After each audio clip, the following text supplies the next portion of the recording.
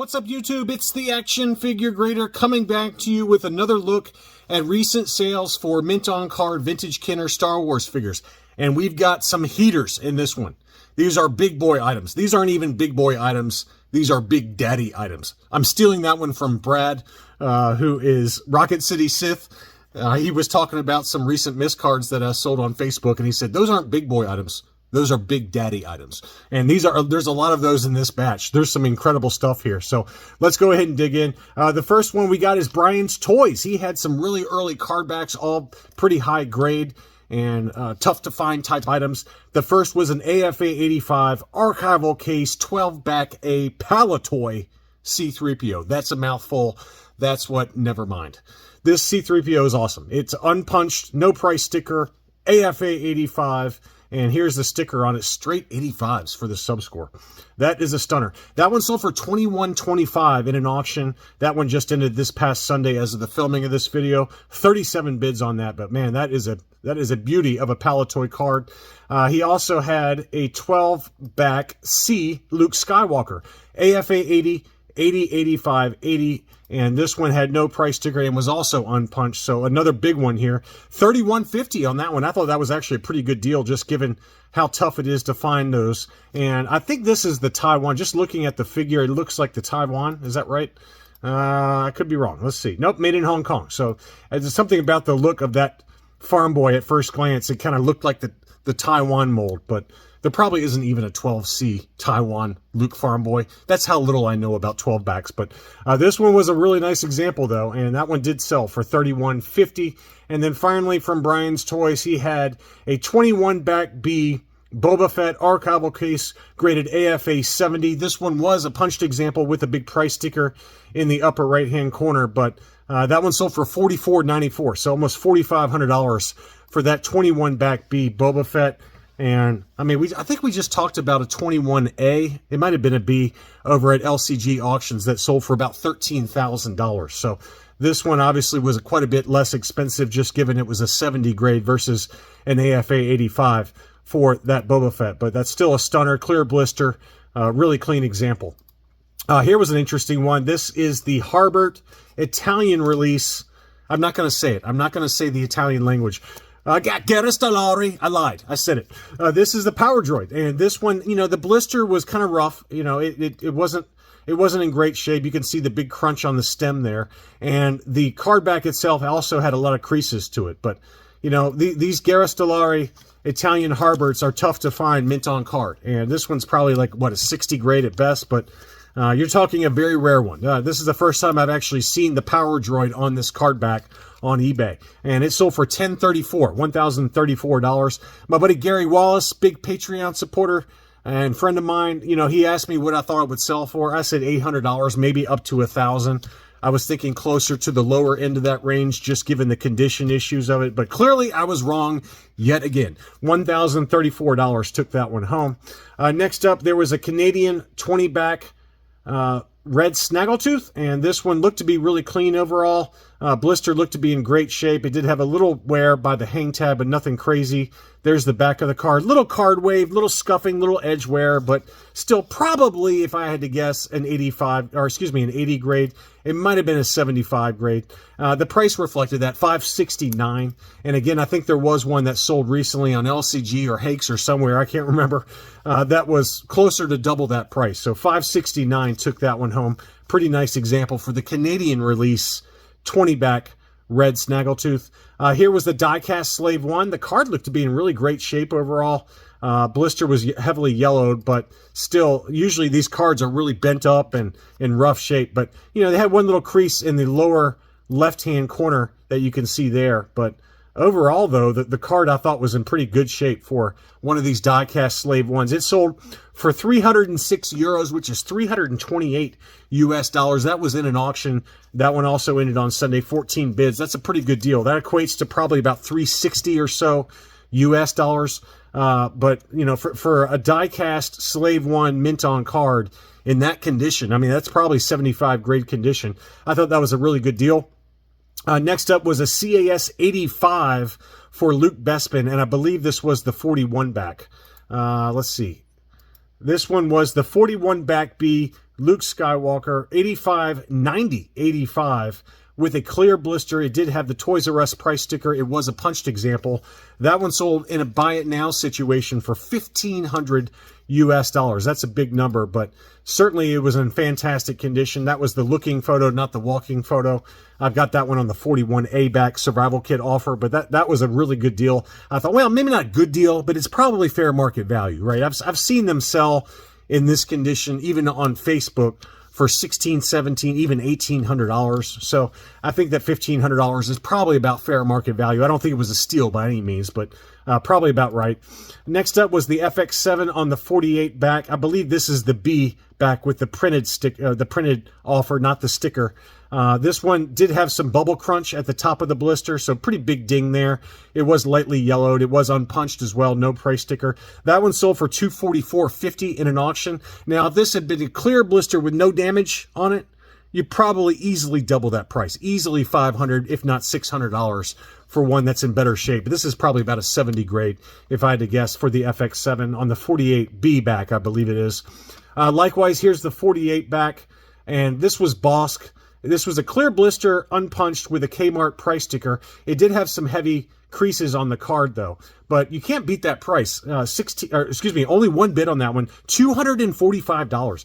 I've seen this one in high grade go for $800 to $900 with a clear blister. So, this is probably at best like 70 grade, 70 plus. But clear blister, this is one of those items that you'd buy and just display in a sliding acrylic case instead of grading it. But tough to find this 48 back. It's probably the C back, if I had to guess, for the Bosk on the, the 48C with that free revenge sticker. It just looks awesome with that revenge of the Jedi language next to Bosk. It's just kind of menacing looking. And that's a card back I do not have. I wish I did, but I don't have that one. And $245 is a bargain of a price. That's a really good deal. This was an interesting one. 75 plus grade Jawa, but this is the harder to find transition sticker.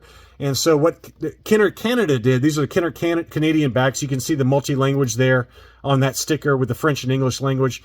But what they did was, what Kenner Canada did was they took the Empire Strikes Back packaging and they slapped this Return of the Jedi sticker on there with some of their overstock as the 48 backs and 65 backs were being released to market. So this is a very tough to find item. Return of the Jedi transition sticker, 75, 80, 80 were the subscores on the 32B back. So it's a 32B, but they add the sticker on the front and on the back there as well. You can see that Admiral Akbar sticker on the back at the bottom there. La Guerre des Étoiles, 22.20 took that one home. And that seems to be the going rate, quite honestly, for a lot of these transition sticker in fairly high grade. Even ungraded, I've seen some of the lesser secondary characters like this Jawa go for $1,800 to $2,200. So this one was at the upper end of the range, but it was already graded at a 75 plus with a clear blister, unpunched as well. So I think all those factors played into the fact that it sold towards the upper end of that general price range for these transition stickers. Now, for the main characters, it's a lot more expensive. If you get one of these for like one of the main characters, you're probably $2,500 to $3,000 pretty easily in high grade. Next up, another foreign variant. This one was the Clipper sticker, Return of the Jedi 65 back Chewbacca, very lightly yellowed, but the card was in pretty good shape, just some light edge wear to it.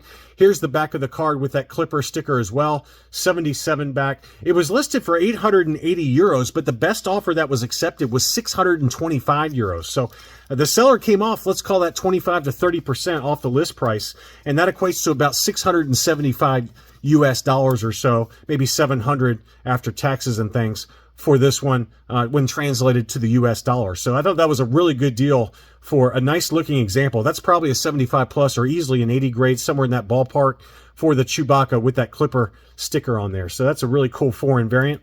Next up was a 65 back A Yoda with the brown snake. This was a yellowed example, archival case, 85, 80, 80 were the subscores for an overall 80.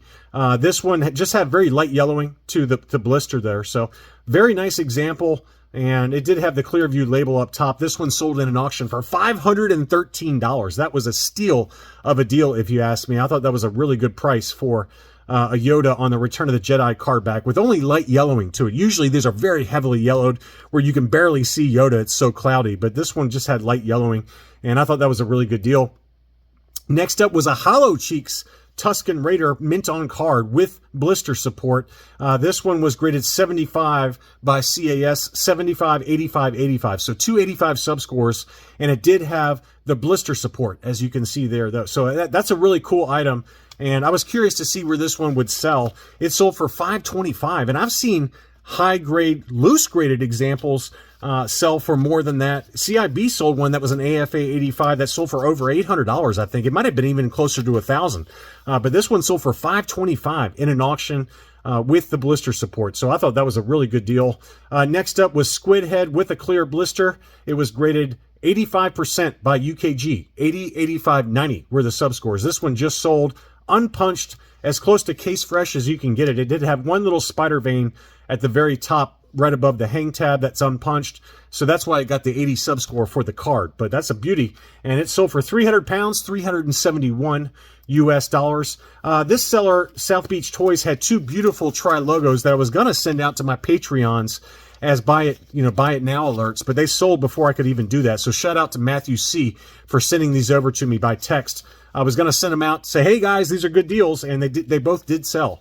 The first one was the Weequay punched example, and it sold for, it was listed for $295. The best offer accepted on that was $250, which I thought was a good deal. That would probably grade out at about an 80.